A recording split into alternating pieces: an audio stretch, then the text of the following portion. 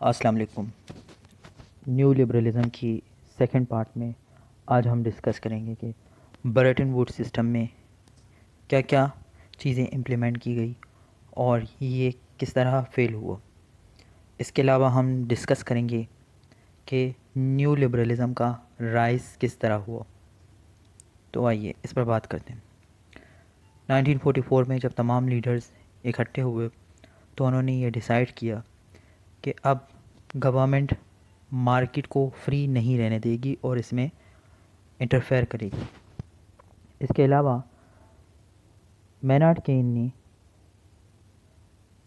یہ تھیوری دی تھی کہ گورنمنٹ کو مارکیٹ میں انٹرفیئر صرف کرنا ہی نہیں ہوتا بلکہ مارکیٹ میں ایک آرٹیفیشل ڈیمانڈ کریٹ کرنا ہوگا، اور وہ آرٹیفیشل ڈیمانڈ اس طرح کریٹ ہوگا کہ گورنمنٹ پبلک ایکسپینڈیچر میں حصہ لے گی، اسٹریٹس بنائے گی، روڈز بنائے گی، عوامی ویلفیئر کے کام کرے گی، جس کی وجہ سے ایک فیک ایک آرٹیفیشل قسم کا ایک ڈیمانڈ پیدا ہوگا مارکیٹ میں، جس سے اکانومی فیل ہونے سے بچ سکے گی۔ سب سے پہلے یونائٹڈ اسٹیٹس آف امریکہ نے کینیسیانزم کی تھیوریز کو اسٹیبلش کیا اور نیو ڈیل گریٹ سوسائٹی جیسے پروگرام قائم کیے۔ اس کے علاوہ برطانیہ میں سر ولیم بیوریج نے بیوریج رپورٹ شائع کی 1942 میں، جس میں انہوں نے اس چیز پر زور دیا کہ گورنمنٹ کو مارکیٹ میں انٹرفیئر کرنا ہوگا، گورنمنٹ کو ان ایکوالٹی کو جو معاشرے میں قائم ہوئی ہے اس کو ختم کرنا ہوگا، اور وہ کیسے ختم ہوگی کہ ویلتھ کو ری ڈسٹریبیوٹ کرنا ہوگا۔ اب بات کرتے ہیں کہ برٹن ووڈ سسٹم کس طرح فیل ہوا۔ اس کے فیل ہونے کے کئی وجوہات ہیں۔ 1970 تک برٹن ووڈ سسٹم بہت اچھے سے کام کرتا رہا، لیکن اس کے کولیپس ہونے کی کچھ وجوہات بنے۔ سب سے امپورٹنٹ وجہ یہ تھی کہ آئی ایم ایف نے کرنسی ایکسچینج ریٹ کو گولڈ اسٹینڈرڈ میتھڈ میں فکس کیا ہوا تھا، اور اس کے لیے ایک کنٹری کو رسپانسیبل بنایا ہوا تھا جو تھا یونائٹڈ اسٹیٹس، کیونکہ یونائٹڈ اسٹیٹس کے پاس اس وقت سب سے زیادہ گولڈ ریزروز تھے۔ یونائٹڈ اسٹیٹس نے یہ رسپانسبلٹی لی کہ وہ 1 اونس گولڈ $35 میں بیچے گا۔ اس کے بعد 1971 میں رچرڈ نکسن امریکن پریزیڈنٹ اس سسٹم سے کوئٹ کرنے کا اعلان کرتے ہیں، جس کے اور کئی ڈومیسٹک ریزنس تھیں، لیکن وہ اس سے الگ ہو جاتے ہیں۔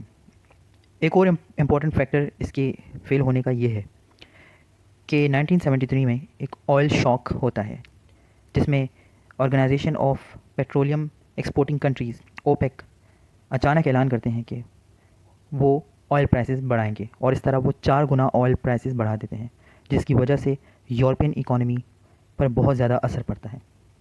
ایک اور وجہ اس کی یہ ہے کہ امریکہ اور یورپ میں اسٹیگفلیشن کا عمل چل رہا تھا۔ اسٹیگفلیشن کا مطلب ہوتا ہے کہ آپ کی اکانومی گروتھ ڈکریز کرتی ہے، لیکن آپ کے انفلیشن اور ان امپلائمنٹ میں مسلسل اضافہ ہوتا ہے، تو اسے کہتے ہیں اسٹیگفلیشن، اور اس کی وجہ سے یورپین اکانومی مسلسل اس کا گروتھ کم ہوتا جا رہا تھا۔ اب بات کرتے ہیں کہ اس کا رائز نیو لبرلزم کا رائز کس طرح ہوا۔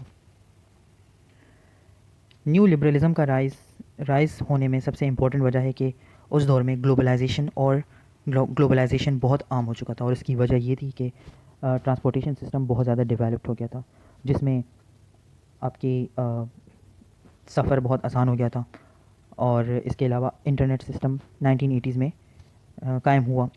انٹرنیٹ سسٹم وجود میں آیا، جس کی وجہ سے گلوبلائزیشن بہت زیادہ عام ہو چکی تھی، تمام کنٹریز ایک دوسرے سے بہت زیادہ کنیکٹڈ تھے۔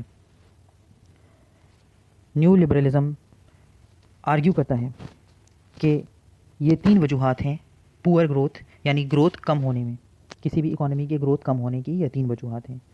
پہلی وجہ کہ گورنمنٹ ریگولیشن یعنی حکومت یا گورنمنٹ جو ہے وہ آپ کی اکانومی یا مارکیٹ کو ریگولیٹ کرتی ہیں، وہ مداخلت کرتی ہیں۔ دوسرا سب سے اہم فیکٹر ہے کہ گورنمنٹ بہت زیادہ پبلک اسپینڈنگ کرتی ہے، اخراجات گورنمنٹ کے زیادہ ہوتے ہیں، ویلفیئر وغیرہ کے کاموں میں بہت زیادہ حکومت خود کو انوالو کر دیتی ہے۔ تیسرا اہم ایشو یہ تھا یا فیکٹر یہ تھا کہ high tariff barrier international trade پر لگائے گئے تھے، یعنی بہت زیادہ ٹیکسز انٹرنیشنل ٹریڈ پر دینے پڑتے تھے، جس کی وجہ سے اکنامک گروتھ جو ہے وہ کم ہوتی گئی. اور اس کا سلوشن انہوں نے یہ دیا کہ فری مارکیٹ کر دی جائے اور ٹریڈ ماڈل لایا جائے. اس کے بعد مارگریٹ تھیچر یونائٹڈ کنگڈم میں پاور میں آتی ہیں اور یونائٹڈ اسٹیٹس میں رونلڈ ریگن پاور میں آتے ہیں. یہ دونوں نیو لبرل سوچ رکھنے والے لیڈر تھے اور نیو لبرلز آئیڈیاز کو سپورٹ کرتے تھے.